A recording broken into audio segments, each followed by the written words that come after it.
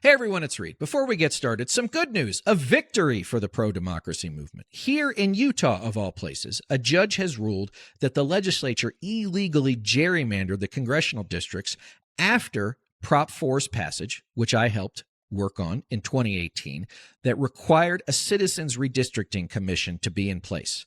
A judge has now said that the legislature cannot do that, that they must redraw the lines, and we could have an extra seat for a pro-democracy candidate in 2026. I hope you'll go to jointheunion.us and find out more about small but huge victories in this fight. And now, on with the show. Welcome back to the home front. I'm your host, Reed Galen. Today, you're going to hear part 2 of my conversation with historian Gary Gerstle about where we find ourselves. Now that the neoliberal order has ended, where do we go from here? If you haven't listened to part 1, I invite you to go back and do so. Let me ask this. I was reading a story earlier today before we started recording about the commander of the U.S. Naval Air Forces talking about that, we're going to have 11 aircraft carriers going into the future, that they're going to lay down the keel for, CVN 72, which was going to be the William Jefferson Clinton, and then, in 2030, and it'll be ready by 2040. And then the keel for 73, which is to George W. Bush, will be in 2034, will be ready in 2044.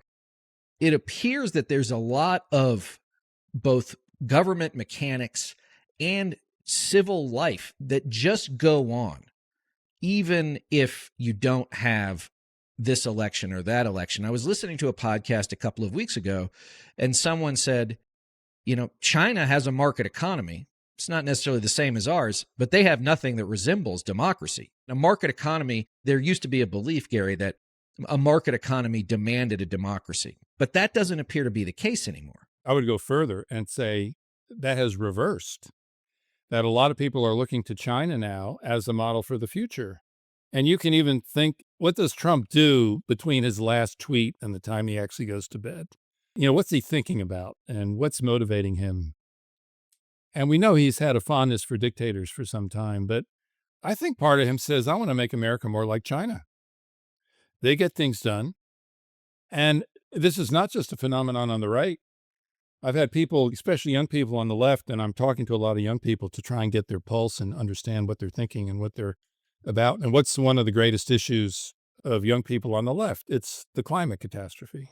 And I ask them, what do they think about American democracy? And they'll tell me, we don't think much of American democracy. If we're going to solve the climate problem, who's going to solve it? It's not going to be the United States. It's going to be China.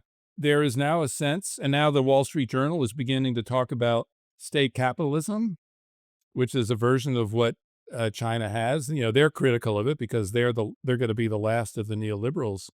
But they see the Republican Party being engulfed by a vision of state capitalism, which is at the heart of the Trump project. And you're right to say there was a lot of concern about admitting China to the WTO in 2001. But the belief and it was so strong on both sides of the aisle, and I'm sure you heard this every day in the Bush administration, but it was also true of the Trump administration. The people living with free markets are going to want to demand political freedom, because once they have consumer choice, they're going to want political choice. And this was so deep, and there was so much confidence in this, that it washed away all worries about what China might become if it was admitted to the World Trade Organization. And I believe the vote only passed with Al Gore casting the deciding vote. Am I right? Yes. Yeah. Yes. So it was that close. It was that close. And now we have completely reversed that in both parties. The article of faith is that China is not going to become democratic, that having free markets, it turns out maybe you don't need democracy. But Trump is carrying this a step further, and people across the political spectrum are thinking in these terms, which is rather than make China more like the West, you hear these people can't quite bring themselves to say it, but I think they're feeling it. Maybe we should become more like China. I hear people come back from visits to China and see what their cities look like and their mass transit and their public infrastructure and the advances they're making in the EV industry and solar panels. And a lot of people come back and say, this is the future, which again speaks to the depths of the democratic crisis that we're living through, the confidence in democracy that we once had that this is the path to the future doesn't hold for a lot of people anymore. And that gives Trump a kind of leeway that he grasps. He's begun to talk about, I think maybe people don't mind if I'm going to become a dictator.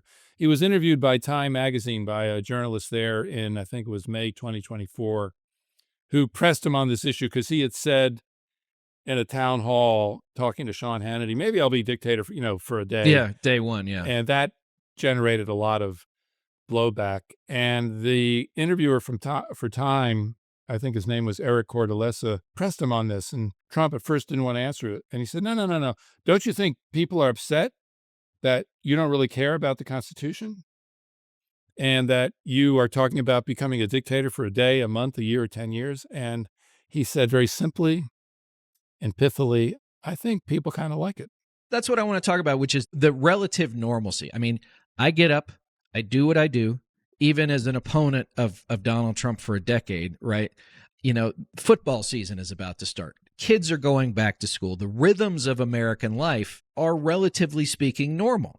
Now, they're not normal if you are a kid who's from another country trying to go to college here. They're not normal if you're an undocumented immigrant who has been picked up, or even an American citizen who's been picked up. But for the vast majority, and I'd say, Gary, north of 90% of the country, life is as it was and probably will be. Maybe that's good, maybe that's bad, but the accompaniment to that is how many people say, I don't want to hear about it anymore. I don't want to watch the news. I don't want to hear the news. I want to stick my head in the sand, or close my eyes, or cover my ears. I just want it to go by. And that comes from people who, I know well, friends of mine who are very politically attuned. I've got family members who refuse to have politics discussed at the dinner table anymore. You want to talk about art, books, movies, sports, whatever it is, but politics is not on the table anymore. And that seems to me to be both natural and unnatural outgrowth of where we are, which is, what is the point? What are the literal and figurative economics of me sticking my head up above the parapet to keep talking about this stuff when nothing changes for the better, not that much changes for the worse? And who are all these people with their hair on fire all the time talking about the latest outrage? I would say that's part of the democratic crisis we're experiencing. I mean, this is what I do for a living, so I'm trying to understand the current moment and write a history of the current moment and take a full measure of authoritarianism and what kind of democratic hope. What you're talking about, I understand it completely. It's in my circles. It's in my family. It's among my friends. And it also speaks to a kind of exhaustion. In other words, even people who oppose Trump in their bones are feeling defeated and are looking for a flight into poetry or literature or family life. But I think we have to understand that the Trump administration understands this exhaustion, and they take it as an opportunity, and the speed with which they are operating and the comprehensive nature of their assault on free American institutions just continues to accelerate. I think we also have to think about, how is it that dictatorships advance? I think we have a sense of a dramatic moment of a powerful leader coming over, taking over everything right away. But even in Nazi Germany, there were a lot of people living comfortably in the 1930s who were not worried about their own future until Hitler led them into a terrible war. I've been a historian for more than 4 decades. I come at this from what I would call the center left, so a different position from you who are center right. I might be further left than you are now at this point. Good. Welcome to the club.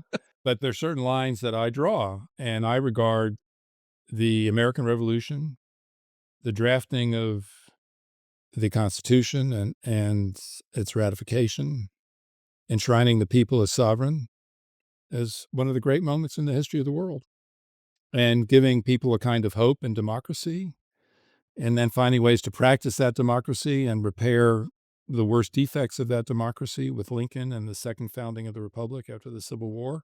To me, that remains very, very important.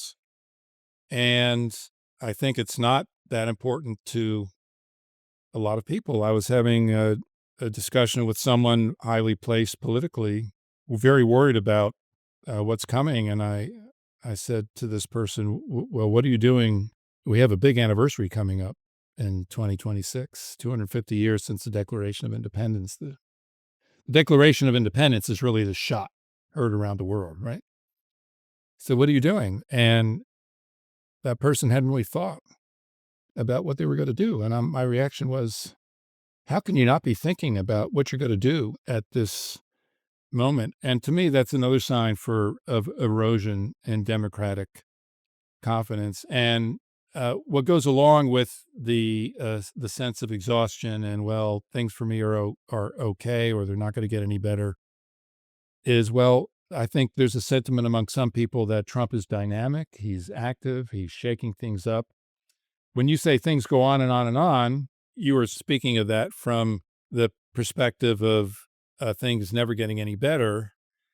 But I think there are other people who feel that Trump offers them a chance at something better, that somewhere in his project is the hope that the government will become more streamlined, that it will become more responsive, that there will be hope for the losers in American society over the last 30 years. So I think that's part of the mix as well.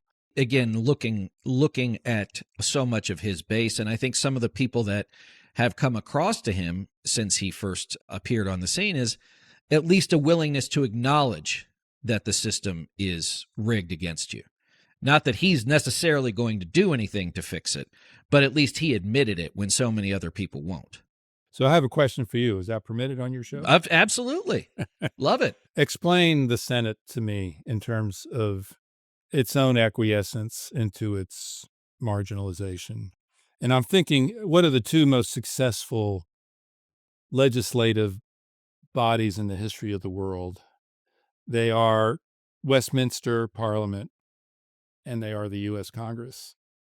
And I think of another time when executive power was growing really, really dramatically.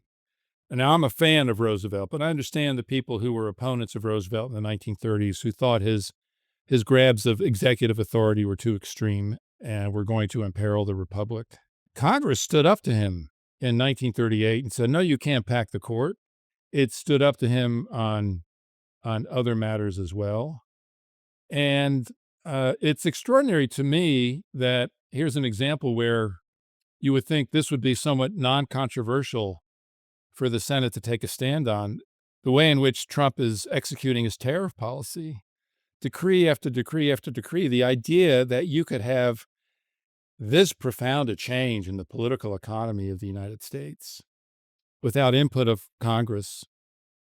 And Trump is using there are various laws that were passed during the Cold War that allow him in situations of emergency to impose tariff by decree. So this is still going to be adjudicated by the Court of Appeals, right? They have yet to rule. I thought the ruling was going to come down by now.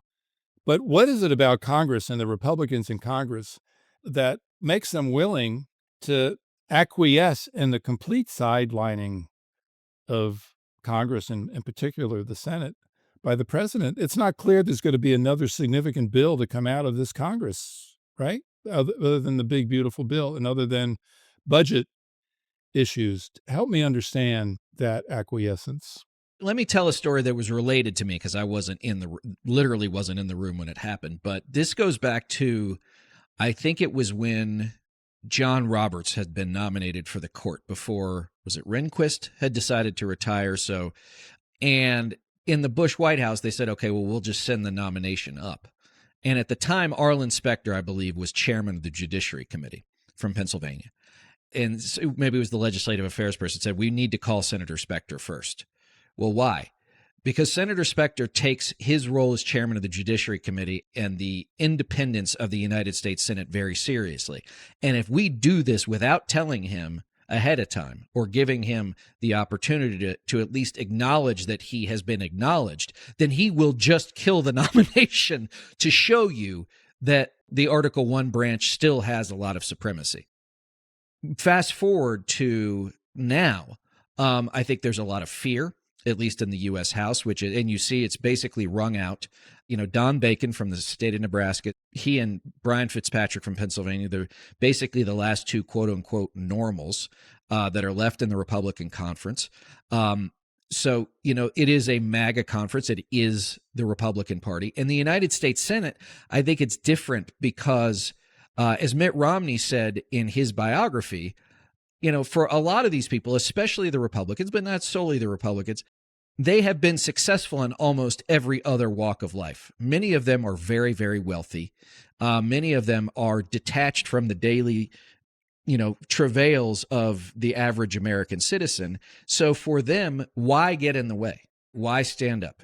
If you're Rick Scott from Florida and you're worth $1 billion because you ripped off Medicare to the tune of, however much money, is it worth the trouble? Because, at some point, as my dad liked to say, there were two things about U.S. senators, God rest his soul. One is they'd all wear togas if they could still get away with it. And two, they all whistle hail to the chief when they shave in the morning, right? So there's this little bit of maybe I can be the next one up.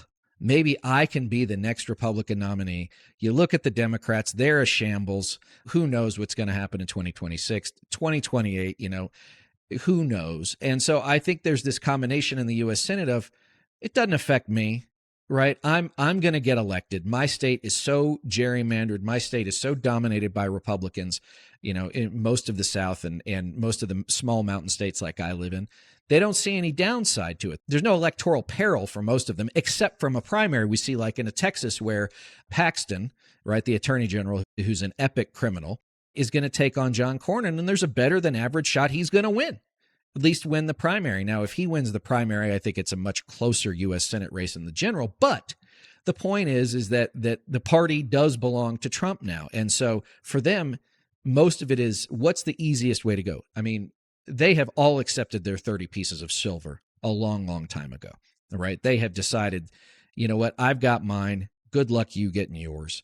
And then I think on the flip side with the Democrats, it's a little bit different, which is they are too far beholden to these sort of institutional norms. I go back to March when Minority Leader Chuck Schumer says, well, we have to do this. We can't risk shutting the government down. So he and 9 other Democrats go along with it. We're now going to have that again in a few weeks. And you could see it shattered a lot of confidence in him. It pushed a lot of those younger and more progressive voters away from the mainline Democratic Party because they're like, what makes you different than them? And my unfortunate supposition here, if Schumer and 9 other Democrats pass a continuing resolution or whatever it is, but before the end of September, I could see a shattering of what's left of the Democratic coalition because you're going to have a lot of them go, why are you different? And if you remember that a guy like Schumer has been in office since 1975, he continuously. I was born in 1976, right? So there's a lot of it. It's just like, I'm not going to be the one to shut the government down, right? So as I like to say, Democrats play chess, Donald Trump eats the pieces. They refuse to understand the nature of the game, and I hate to put it like that, or the nature of the fight they're in, which is if you're going to be the opposition party, you have to oppose everything. You have to say, not on our watch. You go back to a few weeks ago where 3 bills related to the cryptocurrency industry passed. Enough Democrats voted for it in the Senate to get past cloture, and I think 100 Democrats voted for it in the U.S. House. Like, no, it should have been none of you. It should have been none of you. Well, they put a lot of money. Well, then again, to your voters, how are you different? If you're taking stands on things like quote unquote democracy and elections, but you're not taking stands on things that are yet again going to advantage wealthy, well-funded, big giving interests, why would I show up? Because what you're telling me is you're not really for me. You're not going to be for me. You haven't been for me. And so very long-winded answer to a very short question. But I think that's, for me, on the Senate, it's a Republican acquiescence, yes, because, again, they're wealthy, they're plutocrats, they don't care anyway. And on the Democratic side, their spines are gelatinous in too many cases. Yeah, so what happened between Arlen Specter's moment and now in the U.S. Senate? And I don't want to make the past Senate out to be a garden of heroes, right? The Southern oligarchs ran things in the Democratic Party in that institution for a lot of years. I have no desire to go back to that, but there was an insistence on the prerogatives of the institution and understanding its role in American governance. When do you see that as ending? When is the moment of inflection from Arlen Specter to Rick Scott? I would say that in the U.S. House, it started under the Bush 43 administration with Newt's gone, right? Whatever energy he had is gone. So you've got Hastert and DeLay, and they're all just doing whatever they're told. In the Senate, again, I think there was still a little bit more. It was a very closely divided Senate. Remember, Jim Jeffords had been a Republican, switched to an independent. So there was a little bit of that. But I think it was under Obama where the driving force of the Republican Party, as Mitch McConnell plainly stated, was to make Obama a one-term president. And that became the whole thing. Whatever he wants, we don't. Whatever he's willing to go for, we're not, with the exception of probably, again, how we started our conversation, which is those neoliberal arguments. What's going to be better for, again, 2008, 2009, right? They were willing to bail out all of the banks and willing to turn their backs on the individual homeowner. That was fine. It worked for them.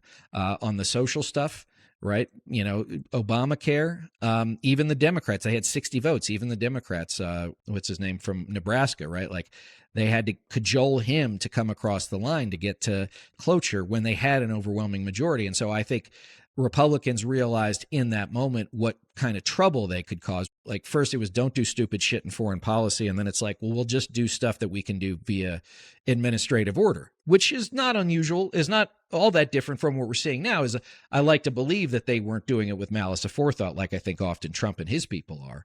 But I think that sort of damn the torpedoes, we don't really care ethos came amongst Republican members of the U.S. Senate.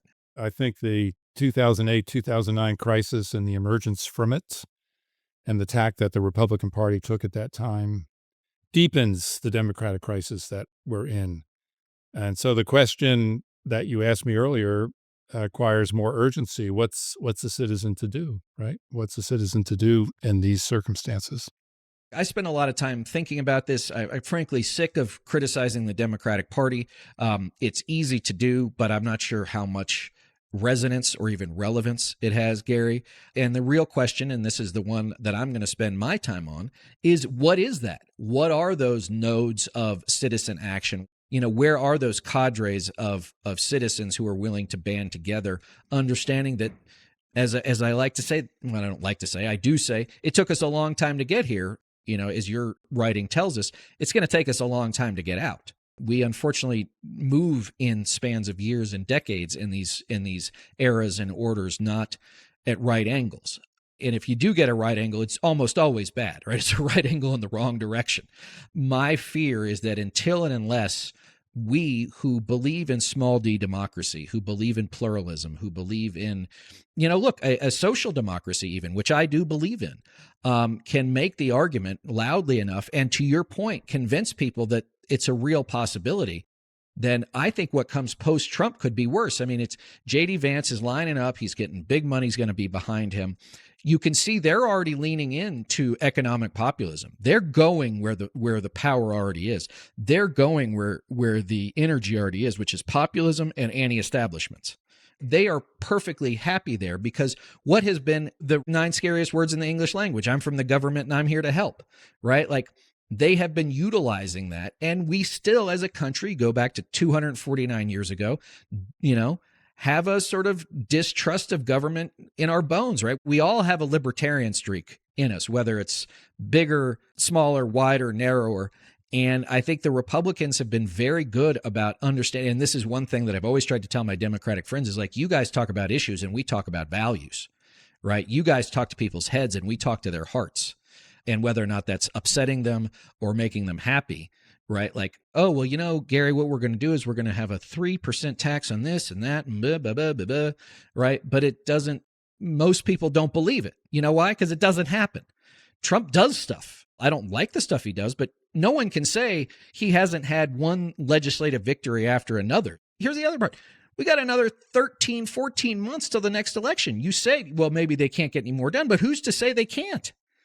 Right? Because it's not like anybody's going to stand in their way at this point. Well, I think he has no interest in legislation. So he's advanced not through legislation primarily, but through executive orders. I expect the executive orders to keep on coming. In terms of what is a citizen to do, you're right that if we're to end up with a future that you and I would both like, it's not going to come right away. But here I think we can take a inspiration from the concept of the Long March, which is originally associated with Mao in China in the 1930s when he marched where he was being pursued by his enemies and no one gave him a chance of succeeding in any form. And he took a ragtag group of communists into the mountains to places of safety, but also isolation and complete inefficacy. But this became the place from where he launched what would ultimately become the successful communist revolution of 1949 in China. And the people who took that lesson most to heart, most impressively in the United States were the neoliberals, not the neoliberal politicians, but the neoliberal intellectuals, people like Hayek, people like von Mises, people like Milton Friedman. Those guys were in the wilderness for 20 years. It's important to remember this. They founded the Mount Pelerin Society in 1947. They had annual meetings. They were dedicated to the cause. No one was listening to them in the 40s and 50s. We remember Milton Friedman as the most popular purveyor of neoliberal shibboleths, but that didn't come until the late 60s, really the 70s and 80s. And it was their willingness to be in the wilderness for as long as they were and to remain committed to their ideals that allowed them to be prepared for the economic opportunity and the political opportunity when it presented itself with Reagan in the 70s and then in 1980. And if I think about what brought the New Deal to power, I don't really deal with this in my book. I just sort of say there was a Great Depression and the Republican Party fell apart and levels of unemployment were catastrophic and banks were failing everywhere and the Democratic Party came to power. But if you look for the roots of the ideas of the Roosevelt administration, where do they come from? They begin in the 1890s. They begin in the first decade of the 20th century. And they have some momentary success with Woodrow Wilson before he becomes involved in World War I, and that causes the breakup of his progressive coalition. But then the Republicans thunder back in the 1920s. The 1920s seem to be a decade of culture wars as powerful and as serious as anything we're experiencing today. And it seems like America's never going to get over that there'll never be a point where the tribes of America put down their weapons and begin to coalesce behind a single leader and political movement. But yet that happened in the 1930s. If we take the longer view of the New Deal's long march, it begins in the 1890s, and they suffer many more defeats before they're victorious in the 1930s. And the media environment in which we live, we haven't talked about the effect of media on democracy, but the premium on emotion, passion, the significance of the moment makes it that much harder for us to think in terms of these long waves and these long-term commitments. But that's what it's going to require to rebuild. And the founders of America understood that democracy was a fragile arrangement, that democracies did not last very long, that they deteriorated into aristocracy, which was a rule of the few, monarchy, which was a rule of one, or democracy, which is the rule of the mob. And so the history of the world was littered with failed examples of democracy. They understood its fragility, and they set up a system to guard against that fragility and to preserve this system for a long period of time. And they were successful in doing so. But we should not ignore the concern of those founders for the fragility of this democratic form. Alongside that fragility, we have to understand what I consider to be an irrepressible part of the human psyche, which is that democracy itself is irrepressible. And if America were to lose its democracy, as it well might over the next few years, it will find a way to get it back. I'm reading a book right now about Vietnam between World War II and when the Americans enter. And Ho Chi Minh did not enter Hanoi for the first time until he was 50 years old, 55 years old. That was 1945. It was another 30 years, and he was dead before that war was over, right? Before they actually, won their independence in the modern era.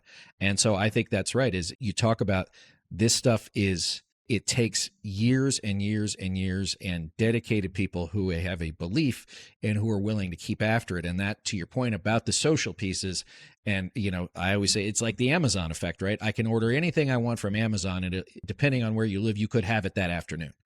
And so this is work. A lot of it isn't sexy. I think a lot of, at least on the non-authoritarian right, Gary, I think a lot of us have lost that muscle. Like our muscles have atrophied in a long way, which is like, it worked. Everything worked. Well, now it doesn't work. Okay, so like you look at like voter registration, like that's just work. It's not sexy. It's not glamorous. You got to do it because you got to keep enough, voters in the field. But if you don't do it, it becomes a strategic issue, right? And now you're not just like, what do we stand for? But like, even if we know what we stand for, who the hell's going to vote for us? Because we don't have anybody. Again, if you don't have that vision, right? We saw this in 2024. Being against Trump as an individual wasn't enough, right?